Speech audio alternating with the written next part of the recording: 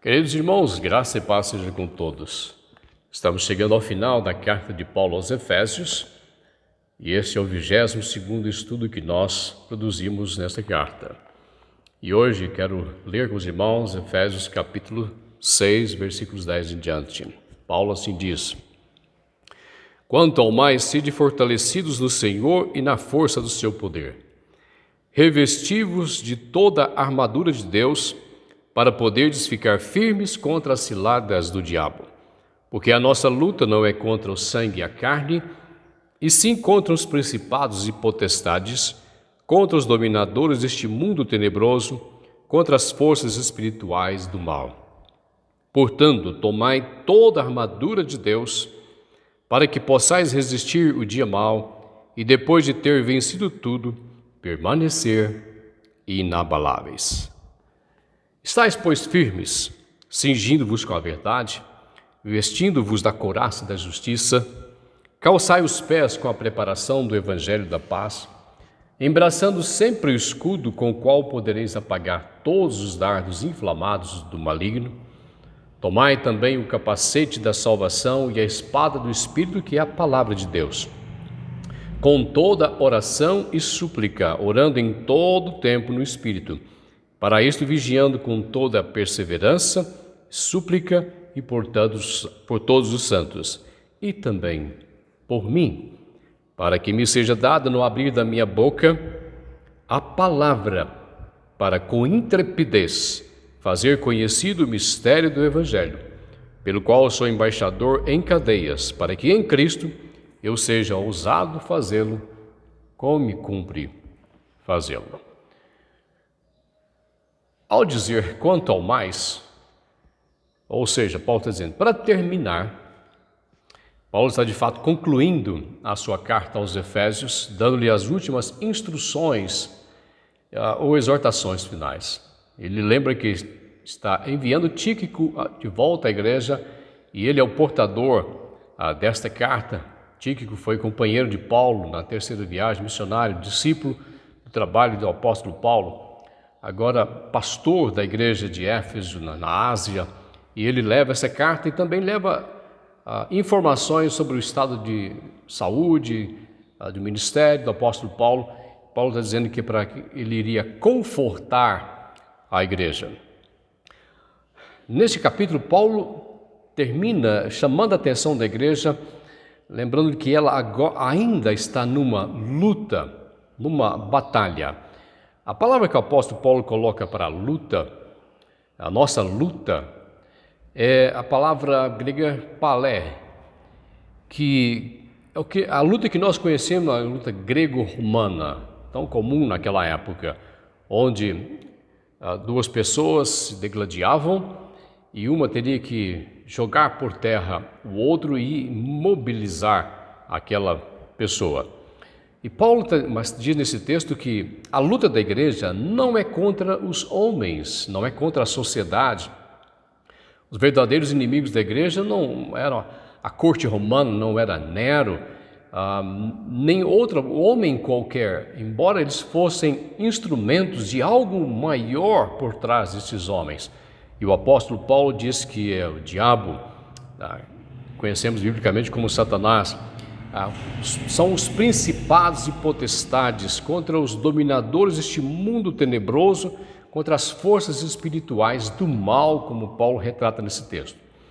Lembremos que Paulo, em toda a carta, vai tratar que os crentes de Éfeso, como todo cristão, são privilegiados em Deus e por Deus. São abençoados com toda sorte de bênçãos espirituais. São feitos em Cristo Jesus, filhos de Deus, e eles foram escolhidos e eleitos ainda na eternidade, predestinados para Deus, selados pelo Espírito Santo de Deus como garantia de sua herança. Que esses crentes viviam longe de Deus e no pecado, foram redimidos do pecado pelo sangue do Senhor Jesus Cristo, foram salvos pela graça do Senhor Jesus Cristo e são salvos pela graça do Senhor Jesus Cristo. São feituras de Deus, criados em Cristo Jesus para boas obras deste mundo, feito famílias de Deus, povo de Deus, membro do corpo de Cristo, que ele é a igreja do Deus vivo. Portanto, em Cristo, Paulo nos ensina que nós fomos salvos da condenação eterna do pecado e livres do poder do pecado. Como Jesus disse, não somos mais escravos do pecado. Aquele a quem Jesus liberta é livre da escravidão do pecado. Por isso, Paulo vai lembrar aos crentes de Éfeso que temos em Cristo poder para viver uma vida decente, uma vida moral e uma vida cheia, rica de boas obras, entre os gentios que não conhecem a Deus, que não conhecem o Senhor Jesus Cristo. E que nós somos novas criaturas, criados segundo Deus, temos o poder de sermos revestidos e temos o dever também de sermos revestidos, de nos revestirmos segundo o Senhor Jesus Cristo, para sermos boas testemunhas do Senhor Jesus neste mundo, entre os gentios que ainda não conhecem a Deus.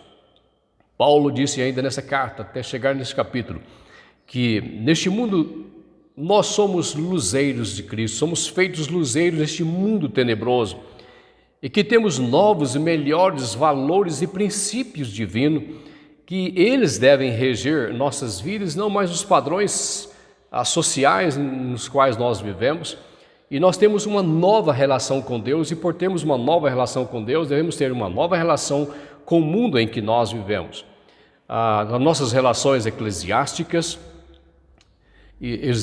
os princípios devem reger nossas relações, sejam na igreja, eclesiásticas, seja na família, entre marido e mulher, pais e filhos, servos e servas, e as demais relações sociais que os cristãos têm.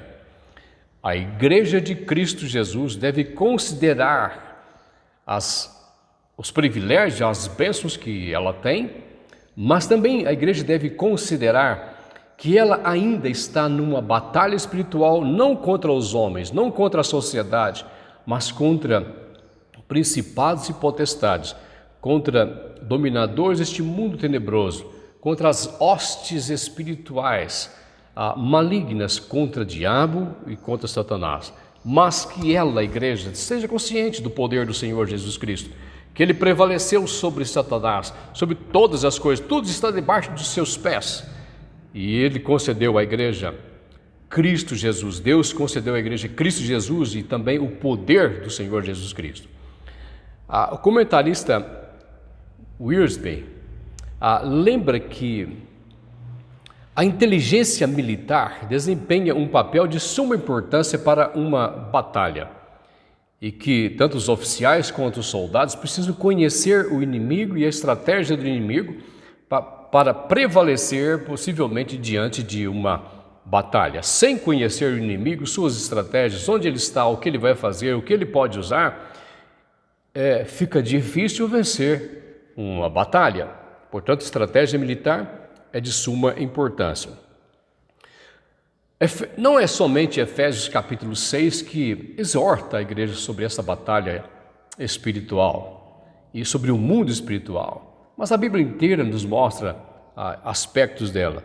Toda a Bíblia nos informa que Satanás, a antiga serpente, o diabo, que é o acusador dos crentes, que é o adversário da igreja, que é tentador, que é homicida, que é mentiroso, que veio para matar, roubar e destruir, ele é um leão que está em caça, procurando alguém para devorar, que ele é uma sagaz serpente, até mesmo pode se transformar em anjo de luz, e o Senhor Jesus o chamou Deus deste século. Contudo, todos esses adjetivos não é para fazer com que o crente viva morrendo de medo de Satanás, porque há poder de Deus na vida do crente. Maior é aquele que está em nós do que aquele que está no mundo, graças a Deus. Contudo, Paulo chama os crentes a que eles sejam conscientes desta realidade, para que não vivam uma vida de frustrações. Satanás e seus anjos. Satanás tem tantos ajudantes, há milícias que estão com ele. E por isso os crentes precisam se fortalecer. Paulo diz que a igreja precisa se fortalecer e exercitar-se na força e no poder do Senhor, no dinamis do Senhor. Para quê? Para resistirem no dia mau, para não sucumbirem diante da batalha, para prevalecerem no dia da provação. Paulo disse anteriormente que nós vivemos dias maus. Contudo, devemos lembrar que há dias que parecem ser mais maus do que outros, não é?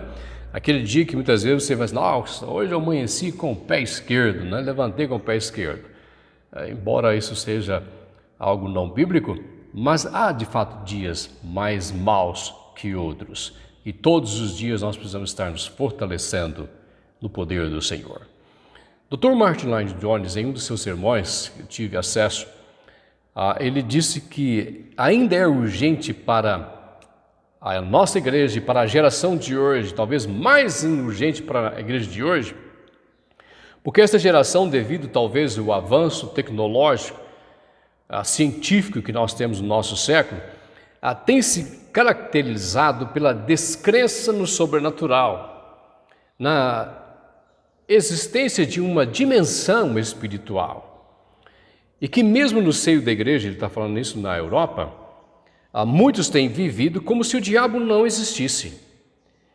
E têm se esquecido do ensino apostólico dos seus dias. E que líderes do nosso tempo professam não crer mais na existência de um diabo, não crer na existência de Satanás, e que isso não é mais do que a personificação do mal para explicar a origem do mal ou a realidade do mal em nossa sociedade. Esta é uma estratégia de Satanás. Eu não existo. Eu não existo. Muitos pastores não creem em possessão demoníaca, são céticos com relação a isso. Outros, porém, fazem disso o seu ministério, são obcecados com o mundo espiritual e com Satanás, enxergam Satanás em tudo e Satanás é culpado por todas as coisas, quase que desculpando o ser humano. Isso não é verdade, porque ainda que Satanás seja retirado deste século, vamos continuar pecando por causa da natureza pecaminosa que o homem ainda tem. Mas enxergar demônios em todos os lados, em tudo, em todas as coisas, e nominar Satanás e diabos para isso, para aquilo, demônio da prostituição, do adultério, de fornicação, da bebida, isto é bobagem, não há esse ensino nas Escrituras Sagradas. Também o ensino da batalha espiritual de nossos dias, de que demônios povoam a cidade, lugares da cidade, e que os crentes precisam encontrá-los para destroná-los, então poder evangelizar de uma forma eficiente cidades, também não é bíblico, não está nas Escrituras Sagradas, mas está nas Escrituras Sagradas, que nós temos um confronto espiritual. Não devemos estar nos extremos, como se ele não existisse e como se ele fizesse tudo, fosse responsável por todas as coisas na sua vida. Você tem sua responsabilidade. O apóstolo Paulo lembra a igreja de Éfeso, e portanto vamos nos ater sobre isso, que em meio a essa luta a igreja se depara com algo que Paulo diz que escreve sobre metodeias, de onde vem a palavra em português, a língua latina de método, na metodologia, que é a organização da ideia ou das ideias. Planejamento, né? Arquitetamento. Paulo diz que ele é estrategista, precisamos conhecer, e que ele tem ciladas, ele tem esquemas, ele proporciona armadilhas para os crentes. Por isso é importante perceber com quem nós estamos enfrentando. E por isso Paulo diz, sede fortalecidos na força do seu poder. E ainda exorta, revestivos de toda a armadura de Deus para poderes resistir no dia mau e depois de prevalecer, depois de vencer todas as coisas, continuar prevalecendo. E Paulo usa uma figura, talvez um soldado romano que ele vê todos os dias ali ao lado da sua prisão, guardando o apóstolo Paulo. Ele usa algumas peças estratégicas da armadura do soldado romano. E quais são elas que estão nesse texto que você e eu, que os crentes de Éfeso naquele tempo, devemos ainda usar. Ele diz que nós devemos estar cingindo com a verdade. Paulo está olhando e falando sobre o cinto da armadura do soldado romano, que o cinto do cristão deve ser a verdade. Ele deve estar envolvido com a verdade, porque o seu inimigo é mentiroso e nós somos servos de um Senhor que é verdadeiro, que Ele é a verdade. Portanto, revestir-se, envolver-se, estar preparado e equipado com a verdade. E diz ainda mais, colocando a couraça da justiça, protegendo agora o tórax, o abdômen, as couraças, o nome já diz couraça, e a maioria da armadura daquela época era feita de couro, couro sobre couro, endurecido. Tempos depois se usou a armadura de metal, mas couraça era um revestimento que iria proteger órgãos vitais do soldado. E ele diz o seguinte, que couraça da justiça não é a justiça humana, mas o crente deveria estar envolvido com a justiça de Deus, feitas em Cristo Jesus, porque o diabo é acusador e nós devemos usar a justiça de Deus realizada em Cristo Jesus em nosso favor, lembrando de que nós somos justificados pela fé e por isso nós temos paz com Deus. Então proteger-se com a justiça de Deus e lançar mão da justiça de Deus realizada em Cristo Jesus, não justiça humana, mas a justiça divina. E ainda diz mais, calçando os pés com a preparação do Evangelho da paz. Então o Evangelho é que deve estar sobre os pés daqueles crentes e de todos os crentes. Caminhar com o Evangelho. Paulo está olhando para as sandálias, para a bota de guerra do soldado, que dava estabilidade em terrenos escorregadios, e era quase que a nossa chuteira dos dias de hoje. Sandálias ou calçado que tinha até cravos no solado para dar estabilidade e firmeza. E Paulo diz que a estabilidade e a firmeza do crente e que faz o crente mover, ir e vir e segurar-se em solos escorregadios é o Evangelho da paz. Envolva seus pés com o Evangelho da paz. Andem no Evangelho da paz. Sejam firmes no Evangelho da paz, que é o Evangelho do Senhor Jesus Cristo. E ele diz, embraçando sempre o escudo da fé. E é da fé em Cristo, não é a fé por fé, é a fé no Senhor Jesus Cristo. A defesa do corpo, o escudo, é a fé. E diz Paulo que pela fé nós podemos estar protegidos de todos os dardos inflamados do inimigo. Então Paulo tem a visão que quando estivesse lançando a flecha, deveria se usar o escudo para proteger-se, que é o escudo da fé. A fé, de fato, é o escudo do cristão. Renove, fortaleça sua fé no poder de Cristo Jesus. O outro objeto que o apóstolo Paulo usa é usando também o capacete da salvação. Para guardar a cabeça, proteger a cabeça, porque também é um órgão vital, é a fonte da inteligência, a mente, que é a fonte de comando do ser humano.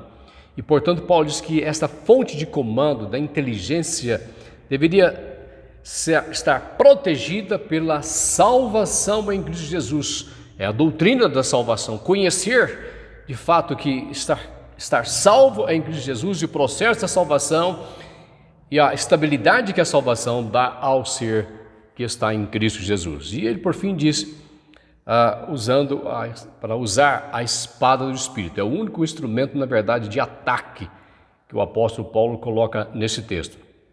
Que ele diz, a palavra do Espírito, que é a palavra de Deus revelada pelo Espírito, que é a palavra do Espírito, nossa arma de ataque, pelo qual Paulo disse que deveria a igreja orar por ele, para que ele pudesse pregar o mistério de Deus em Cristo, o mistério de Cristo, e pregar com ousadia a palavra.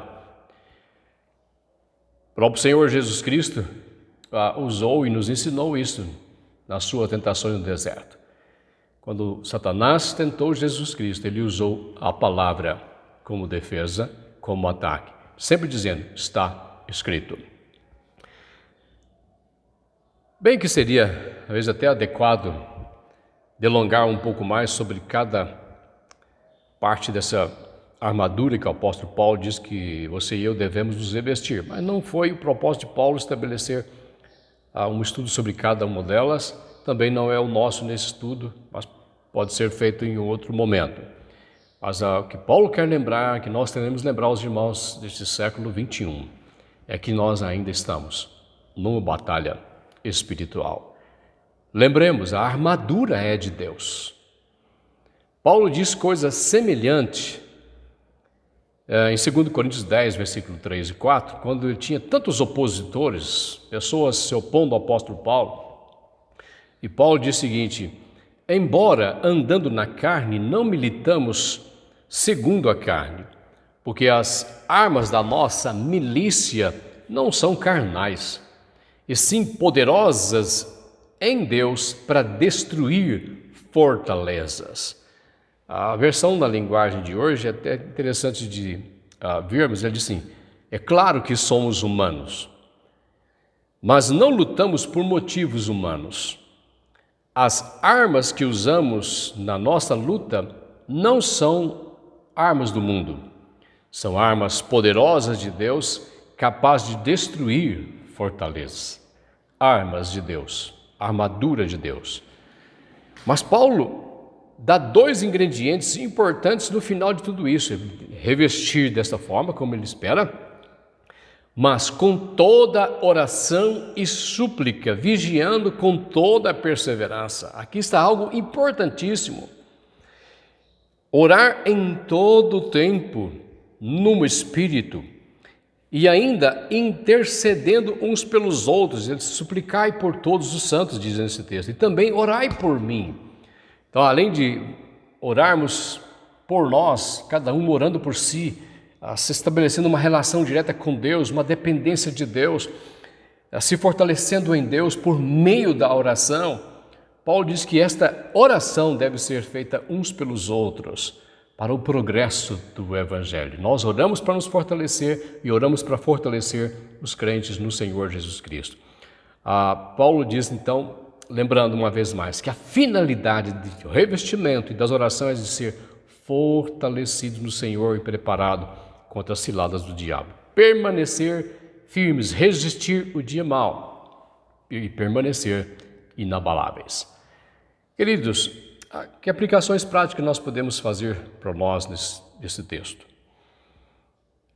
Paulo deu o exemplo de si mesmo, dizendo que por a causa da igreja ele se colocava diante de Deus de joelhos, para que e a petição dele nas suas orações é a seguinte, capítulo 3, versículo 14, para que segundo a riqueza da sua glória vos conceda que sejais fortalecidos com poder, mediante o seu Espírito no homem interior. E no capítulo 6 ele encerra fazendo este mesmo apelo que a igreja assim também procedesse, porque vivemos dias maus. Você que confessa Jesus Cristo, que é a igreja, você está inserido em uma batalha espiritual, esteja consciente disso. Há muitos crentes enfraquecidos por viverem negligentemente a sua vida cristã. A igreja ainda é um exército de Deus na terra. Você é chamado para ser um combatente, não para ser alguém convalescente na igreja, mas um destro soldado de Cristo Jesus na batalha espiritual e resistindo o diabo, dando prosseguimento à obra da pregação do Evangelho. A natureza dessa batalha ela é espiritual, mas ela é real, ela envolve as coisas da nossa vida, o nosso dia a dia, os nossos relacionamentos, nossa conversa, nosso pensamento. E é alvo do diabo desfalecer o seu coração, de confundir sua mente, de fazê-lo frágil na fé, fraco em Cristo Jesus, de fazê-lo errar o seu alvo de santidade, de viver em pecado, de fazê-lo tropeçar e de demovê-lo dos valores espirituais, dos valores divinos, e viver os valores deste mundo em que nós vivemos, que são valores deste mundo tenebroso. Fazê-lo tímido na carreira da fé, desagregá-lo da unidade da igreja, da comunhão da congregação, e de envolvê-lo com tantas artimanhas, de tal forma que você não passaria de um inseto na teia da aranha. Astúcias de Satanás, porém, maior é aquele que está em nós do que aquele que está no mundo. Não sejamos negligentes na oração, antes sejamos perseverantes na oração, na leitura bíblica, na congregação dos santos, no trabalho no ministério, no cuidado da vida espiritual. Este é o alvo de Deus para seus filhos, que eles sejam sábios, que eles sejam fortalecidos, que eles sejam vencedores, sejam conquistadores através do Evangelho, que vivam em paz uns com os outros, que vivam em paz com Deus, estejam em paz com o povo de Deus e que não fiquem à mercê dos poderes das trevas, não andem no poder do espírito deste mundo tenebroso, mas andem no poder do Espírito de Deus, que prossigam altaneiramente nos caminhos do Senhor. Nós cantamos um hino, que é o hino 132, Inário Novo Cântico, chama Vivificação. E preste atenção na terceira estrofe deste hino e também no coro. Na terceira estrofe diz o seguinte: quantos que corriam bem, de ti longe agora vão, outros seguem, mas sem fervor vivendo estão. Aí o coro ele diz o seguinte: vem, ó vem Jesus Senhor, nossas almas despertar, com teu santo e puro amor, vem nos inflamar. Ó vem, nossas almas inflamar. Queridos, nós precisamos fazer essa oração todos os dias, precisamos cantar esse hino todos os dias. Inflama, Senhor, tua igreja, inflama o nosso coração. Queridos, existe uma guerra e ela é constante. Não precisamos ficar obcecados com isso, mas termos a ciência de que ela existe. Nós vivemos uma geração de crentes em nossos dias, uma era cristã, de vida cristã rasa, de um evangelho raso. O diabo não é um mito, ele é real. E ele veio para roubar, para matar e destruir.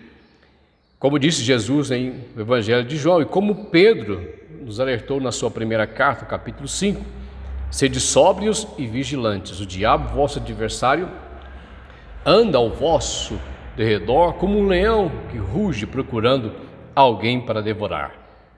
Mas isso não é para pôr o crente em medo, mas ele diz o seguinte: sede sóbrios e vigilantes, resistires firmes na fé. Olha aí o escudo. Firmes na fé. Lembremos do ensino do apóstolo Paulo em Éfeso, no término da sua carta. Todas as hostes espirituais estão debaixo dos pés de Jesus Cristo, como diz isso claramente em Colossenses. Debaixo dos pés de Cristo Jesus. Todas as forças espirituais estão debaixo dos